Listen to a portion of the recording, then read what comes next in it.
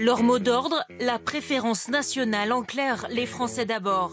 En un an, le bastion social s'est implanté dans plusieurs villes, entraînant souvent des contestations et parfois des violences. Aujourd'hui, 74 députés demandent sa dissolution. Pourquoi ce mouvement qui se dit nationaliste révolutionnaire mise-t-il sur l'action sociale ?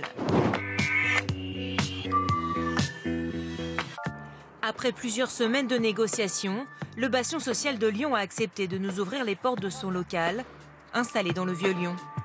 Un bar associatif où s'affichent leurs slogans politiques. Les nôtres avant les autres. Et leurs origines, le GUD notamment, le groupe Union Défense, un syndicat étudiant d'extrême droite.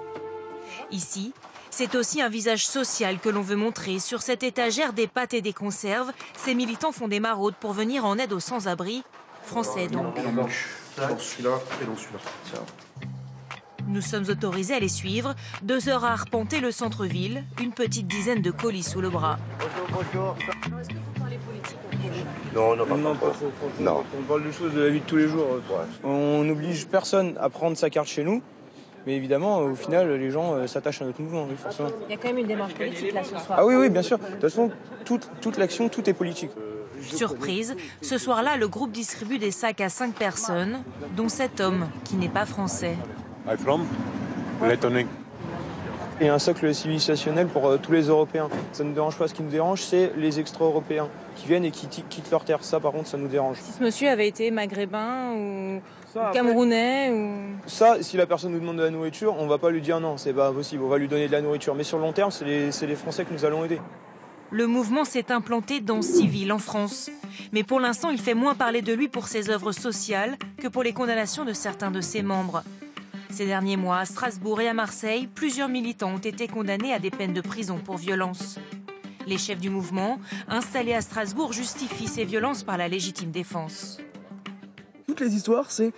Il y a eu un collage et bizarrement, il y a des gens qui se sont fait agresser. Oui, bizarrement, oui, les nôtres étaient en train de coller et bizarrement, il y a des gens qui sont venus les attaquer. Il y a des consignes et on n'attaque jamais. On n'attaque jamais. C'est-à-dire, en fait, on n'est pas... Par contre, on se défend. Très présents sur les réseaux sociaux, ils mettent surtout en avant leurs actions envers les plus démunis. Comme ici, en Alsace, avec ces images de Robert, un ancien sans-abri à qui ils ont apporté un soutien et qu'ils affirment avoir aidé à trouver un logement en mars dernier. Ça faisait déjà plusieurs mois qu'il était dehors, tout seul, sans, encore une fois, véritable aide. Comme par hasard, nous, on va une fois à la mairie. Et un mois plus tard, Robert bénéficie d'un logement. Une version démentie par la mairie qui a relogé l'ancien sans-abri. Cette adjointe au maire est agacée par ce qu'elle décrit comme une instrumentalisation politique. Depuis le mois de novembre, M. Robert était dans un processus d'accompagnement. Le bastion social a instrumentalisé probablement une situation pour développer un discours de discrimination. En janvier dernier, le conseil municipal de Strasbourg a voté à l'unanimité une motion demandant la dissolution du bastion social. À Clermont-Ferrand, le mouvement vient d'annoncer lui-même la fermeture de son local.